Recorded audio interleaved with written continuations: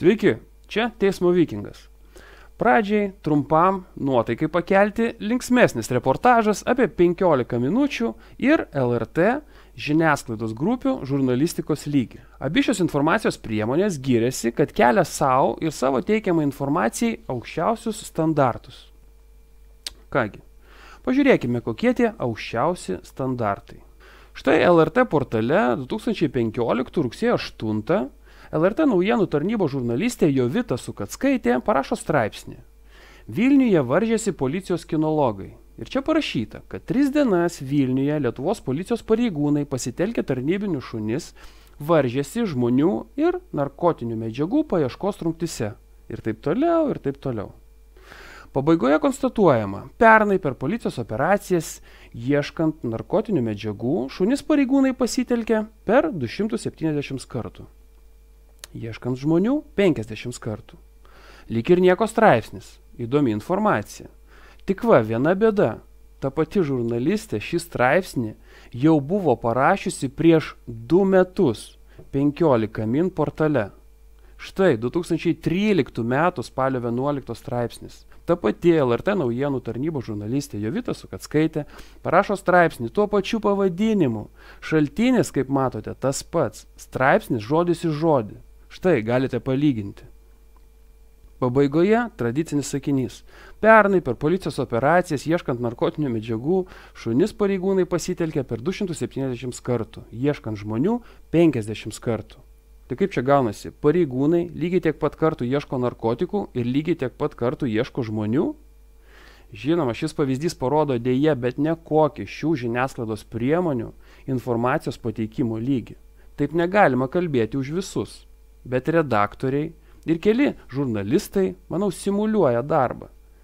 Spėja, žurnalistė Jovita Sukackaitė ramiai savo pasiėmė pinigus už straipsnio parašymą ir pirmą kartą 15 min ir po 2 metų LRT ir vargo nematė.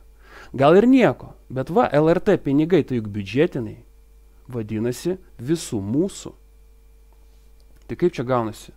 Vadovybė švaisto pinigus vėjais ir niekas nieko negali padaryti? Po to, kai pažiūrėsite šį klipą, būtinai nueikite į šių straipsnių nuorodas, kurios kaip visada bus po mano klipu, ir padarykite print screeną. Kam to reikia? Ogi labai paprasta. Šį klipą tikrai pamatys LRT ir 15 min redaktoriai. Jie toj pat paims ir kompiuterio pagalba ištaisys datas. Prieš tai, manau, susiskambinę telefonu ir suderinę datą, kad neatrodytų kvailai. Tai va.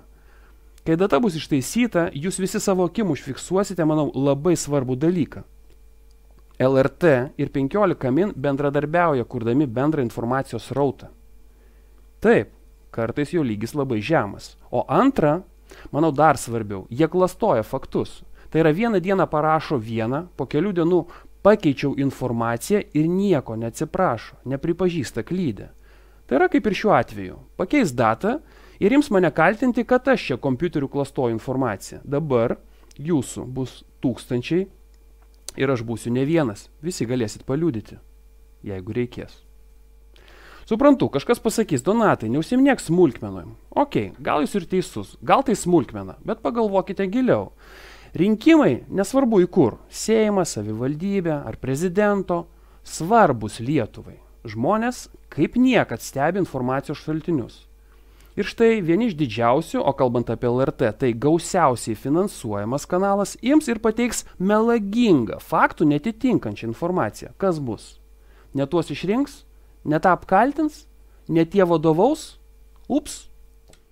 Negerbėmieji, aš manau, tai nesmulkmena. Tai mūsų pinigai ir mes turime teisę reikalauti atskaitomybės ir atsakomybės. Kas atsakys šiuo atveju? Manau, niekas žinoma neatsakys, bet jų žiūrovai dabar bent suvoksite, kaip daroma įtaka masėms. Filmo pradžioje sakiau, kad tai juokingas reportažas. Tikiuosi taip ir bus. Jūs nusišypsosite, o vėliau nusisukę visgi gerai pagalvosite, ką pasakiau. Aš labai didžiuojuosi ir branginu savo žiūrovą. Matau, kad esate sumanus ir kartu su manimi tobulėjate. Na, o dabar pereikime prie pagrindinės temos. Ir čia vėl bus jums tai patinkančios schemos. šių metų rugpjūčio 3 dieną paprašiau LRT direktorės Monikos Garbačiauskaitės Budrienės duoti man interviu. Štai laiškas. Tau Donatas rašo, noriu paprašyti duoti man interviu. Bet kada, kai tik tau patogu. Turbūt daug kas nustebote, kad Monikai sakau tu. Reikalas paprastas, mes vienmečiai. Kartu pradėjome 12 klasių mokintis ir kartu ją baigėme. Tai yra Vilniaus 43 vidurinė mokykla. Akilesni žiūrovai tai jau žino. Kadangi 10-metį kasdieną matėmės toje mokykloje ir nors draugais nebuvome, manau, pažįstamais vadintis galime. Bet ne tai svarbiausia. Kad ji gavo laišką, liudija jos autoatsakymas. Sveiki, esu išvykusi iki rugpjūčio 10. Prašau skubiais klausimais kreiptis į Tomą Ritel. Taigi, laišką Monika gavo. Tačiau susitikti, pakalbėti prie arbatos nepanoro. Ji nenorėjo su manim susitikti ir kažkuria prasme aš ją suprantu. Nėra noro kalbėti su išsišokėliu, mėgėju. Tiesos šiuose žodžiuose, pamąstymuose yra. Lyginant su Monika, esu mėgėjas, bet pakalbėkime prie arbatos rimtomis temomis, Monika. Manau, tai nėra blogai. Kartais reikia nusileisti ant žemės. Turbūt jau nujaučiate, kad norėjau jai užduoti kelis man ir mano žiūrovams svarbius klausimus. Na, bet jei ji nenori, okei. Pateiksiu savo įvykių chronologiją, o jei tiksliau versiją, kaip Monika tapo LRT generalinė direktorė. Interviu beje paprašiau ir prezidentės Dalios Grybauskaitės, ji taip pat atsisakė. Štai laiškas iš jos padėjėjos. Dėkojame už laišką ir kvietimą, apgailestaujame, tačiau interviu galimybės nėra. Na ką, negavau galimybės pabendrauti tiesiogiai, pakalbėkime per ekraną. Taigi, kaip 2017 metais gale rašė 15 min, Monika Garbačiauskaitė Budrienė pati palieka Delfi vyriausios redaktorės postą. Čia noriu stabtelėti. Atkreipkite dėmesį, kokia tai data. Vėliau paaiškinsiu, kodėl tai svarbu. Taigi, tame pat straipsnėje Monika paaiškina to priežastį. Aš pati noriu pokyčių ir tam tikrą prasme kūrybinių atostogų. Nes taip ilgai dirbant vienoje vietoje siurprizų ir atradimų to lygio mažėja. Situacijos kartojasi, o augti norisi. Be to, šitos pareigos reikalauja daugiau pastangų ir energijos, nei atrodo iš šono. Noriu susikaupti ties tuo, kas man tikrai miela. Ne prie administracinio ar reprezentacinio darbo, o žurnalistinio, kuriam stigo laiko. Svarbiausi žodžiai čia yra noriu susikaupti ties tuo, kas miela, ne prie administracinio ar reprezentacinio darbo. Tai yra jį aiškiai pasakė, kad nenori administracinio reprezentacinio darbo. Tai tikrai keista, ypač žinant, kad prieš 6 metus nuo šio sprendimo jį iš Swedbanko paėmė dėmesio 780 000 litų, kas šiai dienai sudaro 225 000 eurų paskolą. Iš kur žinau? Manau, mano žiūrovai jau nujaučiat. Monikos privačių interesų deklaracija. Štai jos išrašas. Kaip matote, pati deklaravo sandorį, paskola iš banko. Taigi, kokią situaciją turime? Kas prisimena klipą su prezidentu, ten rodžiau, kad 2010 rugsėjo pradžioje Monika ištekėjo už 15 min direktoriaus Ryčio Budrio. Kaip matote iš deklaracijos, po metų santuokos Monika su vyru paėmė mano minėtą beveik 800 000 litų paskolą. 6 metus mokėjo ramiai savo paskolą ir staiga, nei iš šio, nei iš to, ji nusprendžia išeiti, pailsėti nuo administracinio darbo, nuo gero ir stabilaus atlyginimo. Ar tai logiška? Ar tai protų suvokiama? Aš manau, visiškai neįmanoma. Joks sveiko proto žmogus, būdamas skolingas bankui, užstatė savo turtą, gaunantis stabilų ir turbūt sutiksite Delfi vadovė būdama labai didelį atlyginimą, nemestų jo vardan nieko. Tiesiog išeinu į nieką. Nenoriu administracinio darbo. Kaip matote, iš šios deklaracijos dabar jau eurais pateiktos, paskolą su vyru jį moka iki šiol. Vadinasi, jos poelgis visiškai nelogiškas, nepamatuotas ir labai rizikingas. Nebent ji jau tuo metu žinojo arba iš ko nors gavo signalą apie geresnius laikus, kad artėja LRT vadovo konkursas ir ji turi realius šansus. Bet neužbėkime už akių. Stebėkite, kas darosi vėliau. 2018 sausio 29 LRT rašo, skelbiamas konkursas eiti LRT generalinio direktoriaus pareigas. Ir žemiau matome, kandidatų paraiškų laukiama iki vasario 28.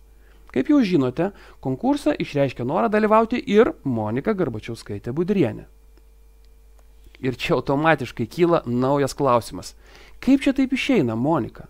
17 metų gale išeidama iš Delfio vadovo posto deklaruoji, cituoju, noriu susikaupti ties tuo, kas man tikrai miela, ne prie administracinio ar reprezentacinio darbo. O jau po 3 mėnesių neši dokumentus užimti LRT generalinio direktoriaus pareigas? Sakyk, Monika, o kur tu tikroji?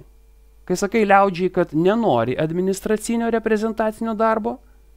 Ar kai ten neši dokumentus administraciniam ir reprezentaciniam postui užimti?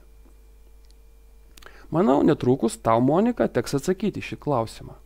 O tiems, kas nemoka skaityti tarp eilučių, pasakysiu, ar nekeista, turint didelę paskolą bankui, išeiti iš darbo į niekur? Jūs taip darytumėt? Kažkas man šnabžda, kad Monika jau tada žinojo, o tiksliau jai kažkas pasufleravo, kad tavęs, Monika, laukia graži ateitis, o konkursas į LRT pareigas tik formalumas. Ir žinote, kas tai gali būti? Tik labai įtakingas žmogus, kuriam reikia savo žmogaus didžiausiame valstybinėme kanale. Tai žmogus, kuriam reitingai labai svarbus ir kuris nori valdyti mases. Tai yra rinkėjų lektoratą. Ar žinote tokį žmogų? Aš žinau.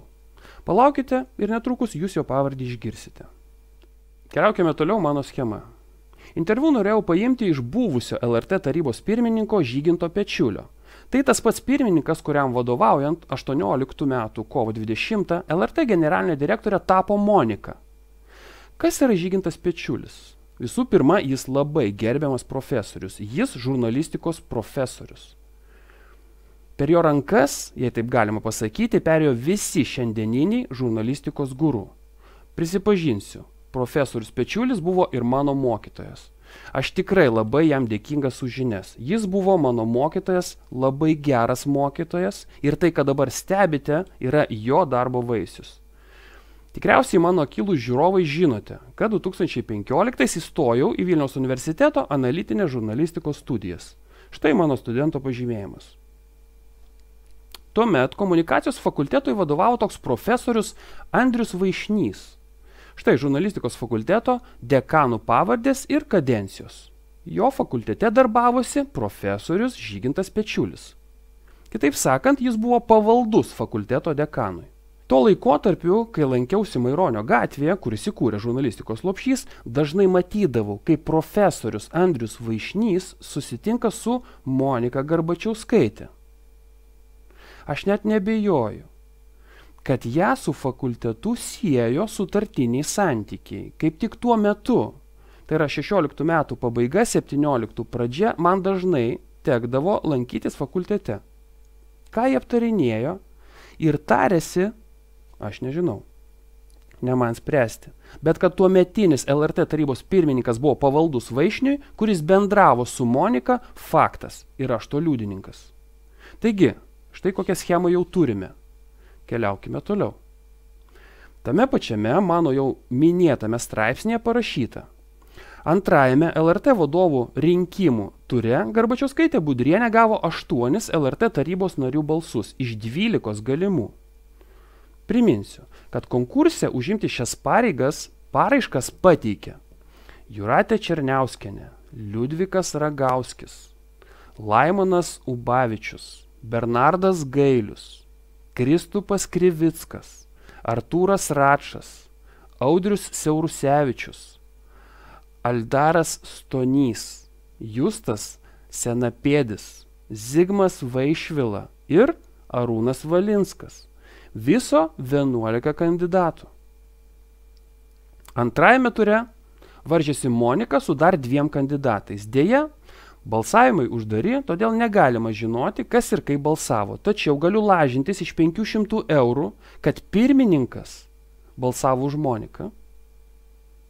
Taip, Gal kam pasirodys, kad jo balsas nieko nelėmė, bet pamastykime giliau. Ar sutinkate, kad po kandidatų prisistatymo ir atsakymų į klausimus komisija posėdžiauja, daro akcentus, išklauso visų narių nuomonių ir argumentų? Manau, sutiksite, kad nors vertinimai subjektyvūs, pirmininko ir dar tokio nuomonė labai svarbi. Suklysti negalima. Primenu svarbią detalę. Tam, kad būtų išrinktas LRT direktorius, reikia 7 balsų. Lietuvos Respublikos prezidentas į tarybą deleguoja 4 narius. Ar žinote, ką į LRT tarybą delegavo prezidentė Dalia Grybauskaitė? Profesorių Žygintą Pečiulį. Taip, tą patį, apie kurį prieš tai ilgai pasakojau. Štai įrašas VU komunikacijos fakultete ties profesoriaus pavardę. Lietuvos radijo ir televizijos tarybos pirmininkas deleguotas LR prezidentės iki 18 metų birželio. Priminsiu, Monika išrinkta direktorė 18 kovo 20, o dirbti pradėjo praėjus visiems apskundimo terminams 18 balandį.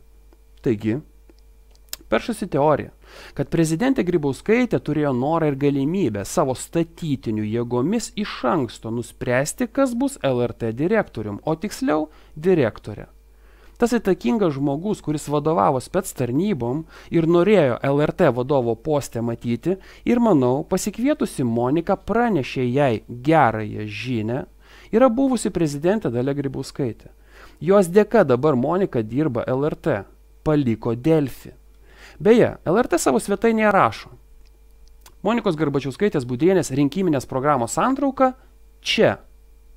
Atrodytų, galima būtų paskaityti dabar, ką žadėjo Monika eidama į direktorės postą ir pamatyti, ar jos žodžiai ir pažadai atitinka realybę. Bet va, dilema. Paspaudus nuorodą rašoma, tokio puslapio nėra. Po klipu pateikiu visas nuorodas, galėsite patys patikrinti. Taigi, ką slepiate, gerbėmieji LRT? Ar tik nebus Monika prisimelavusi apie nepriklausomą žurnalistiką, apie lygias teises, apie korupcinius tyrimus? Parodykit jos pažadus viešai, mums labai įdomu.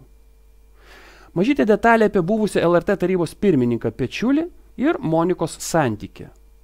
Pečiulio dukra Guoda Pečiulytė yra žurnalistė. Ji darbavusi Ryto televizijos žinių laidose. Štai straipsnis apie tai. Viskas gal ir gerai, bet Guoda yra ištekėjusi. 2013 metais jis susituokė su LRT žurnalistu Edvardu Špoku. Jie susilaukė sūnaus ir štai LRT straipsnis. Į LRT vedėjų greta sugrįžtanti Guoda Pečiulytė. Jaučiuosi kaip grįžusi namo. Kažkaip keista, kodėl Guoda LRT jaučiasi kaip namuose. Kodėl staiga vedėjos darbas LRT. Kodėl iš Ryto televizijos į LRT. Taip, ji profesionalė, nesiginčiu. Bet žinant, kas buvo jos tėtis LRT taryboje, žinant, kad jam pirmininkaujant Monika Garbačiauskaitė Budrienė tapo direktorė, kad joje sėkmingai karjerą daro jos vyras Edvardas Špokas, abu dirba vienoje darbovietėje LRT. Ir jų likimas dabar jau priklauso nuo Monikos Garbačiauskaitės Budrienės valios. Ar ne per daug ant kortos pastatėt?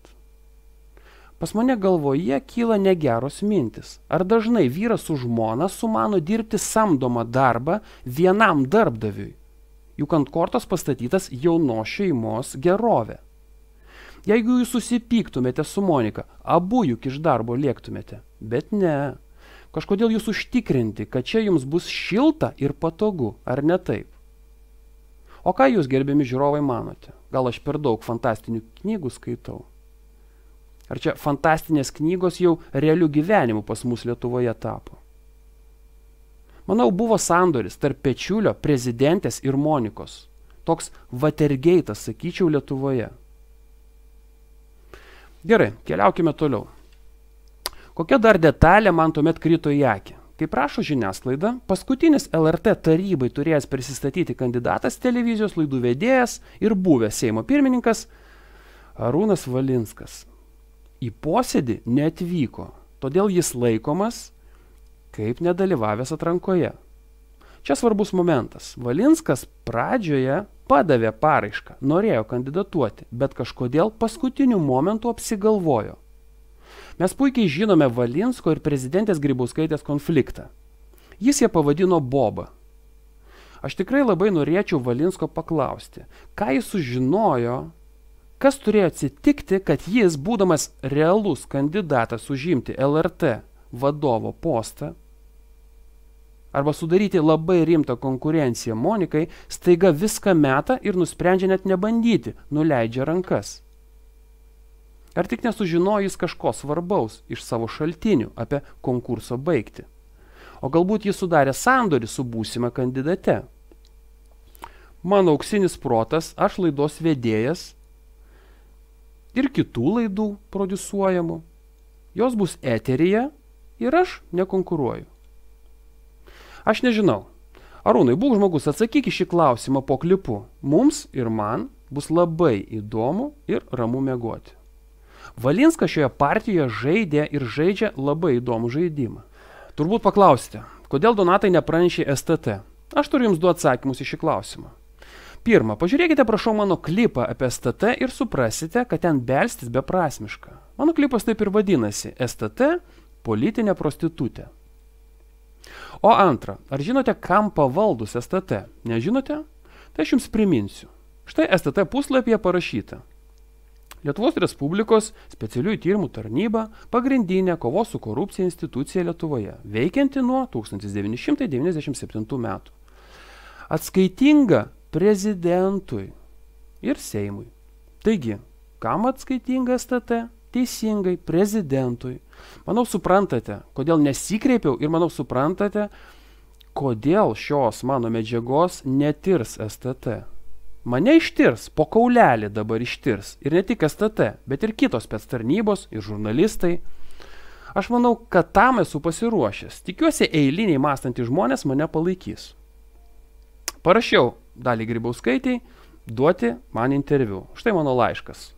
Kokį atsakymą gavau, jau rodžiau. Nedavė. Čia jos teisė. Aš pateikiau savo informaciją. Čia mano teisė. Dabar žiūrėsim, kas teisus. Šią mano konspiracinę teoriją labai lengva ištirti ir patvirtinti arba paneigti. Belieka tik Monikos paprašyti pateikti 17 metų rugsėjo, 18 metų balandžio mėnesio telefono išklotines. Jei jame rasime prezidentės Grybauskaitės ar jos patarėjų skambučius, profesoriaus Vaišnio, profesoriaus Pečiulio skambučius, o galbūt ilgalaikius pokalbius tarp jų, tuomet, manau, nekils niekam klausimų. Beje, jei paimsime visų šios istorijos herojų telefonų ir elektroninio pašto išklotines, galimai rasime ir dar įdomesnių detalių. Taigi, trumpai apie tai, ką tik aiškinau. Monika Garbačiauskaitė Budrienė, turėdama 780 tūkstančių litų arba 225 tūkstančius eurų paskolą, išeina iš vadovo pareigų. Iš esmės į niekur. Sakydama, kad administracinis darbas jos netenkina, o jau po 3 mėnesių dalyvauja konkurse į LRT direktoriaus pareigas, konkuruodama su 11 labai stiprių konkurentų. Vienas iš konkurentų Arūnas Valinskas. Iš pradžių ketinęs dalyvauti konkurse, staiga atsisako tęsti kovą dėl direktoriaus posto. Komisijoje, kuris sprendžia, kas bus LRT vadovas, dirba 4 prezidentės Grybauskaitės paskirti nariai. Vienas jų Žygintas Pečiulis, išrenkamas tarybos pirmininku. Tam, kad būtų išrinktas direktorius, reikia 7 balsų iš 12, taigi logiškai skaičiuojant, joks kitas kandidatas neturėjo šansų būti išrinktas. Jei minėti 4 paskirti Grybauskaitės balsuotų tik už Moniką. Kodėl? Todėl, kad į antrą etapą patenka daugiausia balsų surinkę 3 kandidatai. Vadinasi, Monika su 4 balsais tikrai antrame etape. Kas matematiką mokate, galite paskaičiuoti pagal tikimybių teoriją, kokie šansai likusių 2, kad visi likę komisijos nariai balsuotų tik už vieną kandidatą. Aš paskaičiavau. Likusių kandidatų galimybė laimėti konkursą 1 iš 500. Tuo tarpu Moniko šansai kišenėje turint 4 balsus 1 iš 7. Įsivaizduojate? Moniko šansai būti išrinktai 56 kartus didesni nei jos likusių 2 konkurentų. Taigi, Monikai laimėjimas jau senai buvo apspręstas. Vėliau viskas įvyksta kaip pagal scenarijų. Pirmininko Pečiulio dukra meta darbą L ryto televizijoje ir eina dirbti į LRT kartu su savo vyru. Valinskas dalyvauja LRT skelbiamuose konkursuose ir su savo laidom laimi konkursus. Užsitikrina finansavimą ilgiems metams iš biudžeto. LRT kūrė Grybauskaitės puikų įvaizdį šiai dienai ir ateinančioms kartoms. Jos žmonės susodinti visuose aukščiausiuose postuose LRT. Kaip supratote, visos šios schemos lėlininkas, o tiksliau lėlininkė, yra Dalia Grybauskaitė. Deja, visi kiti mano schemos pavaizduoti asmenys yra viso labo lėlės, kuriomis buvo pasinaudota. Taip, dabar kažkas mane kvailiu palaikys. Bet jei nesunku, faktų tikrintojai, gal galite paneigti daugiau kaip pusę mano pateiktų faktų.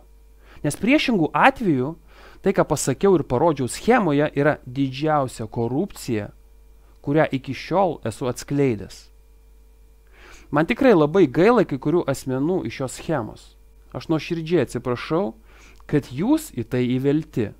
Aš manau, kad Lietuva verta žinoti savo istoriją, verta tiesos, galbūt karčios, bet tiesos savo akise. Manau, kad ateis ta diena, kai mūsų vaikams bus lengviau nei mums, nes jie bus išmintingesni ir didesni už mus, drąsesni už mus. Aš tikiu tuo. Aš stengiuosi dėl to. Žinau, kad galbūt šiuo klipu sukelsiu tsunamio dydžio bangas. Galbūt aš klystu ir man teks dėl to atsiprašyti. O galbūt aš teisus. Ir tuomet Lietuvoje prasidės nematyto dydžio tyrimas apimantis aukščiausio lygio pareigūnus. Nežinau. Kas jį pradės? Tiksliau žinau, kad aš jį pradėjau. Bet kas jį perims? Tikiuosi, aš klystu ir viskas, ką aš pasakiau, yra tik mano iliuzijos vaisius. Palaukime ir pamatysite šios istorijos tęsinį. Prašau, paremkite mane po klipu nurodytais būdais, palaikykite mano kanalą. Su jūsų parama mano kanalas auga ir plaukia į naujus vandenis. Čia visada gausite objektyvią informaciją. Ketinu burti ir daugiau tokių iniciatyvių žmonių, koks pats esu, kad teisingumas triumfuotų ir mūsų būtų daugiau. Ir jeigu jūs nukentėjote nuo didžiosios korupcijos, galite kreiptis į mane po klipu nurodytais būdais. Nebijokite, mes jau ne vieni. Mūsų virš 6000. Ačiū uždėmesi.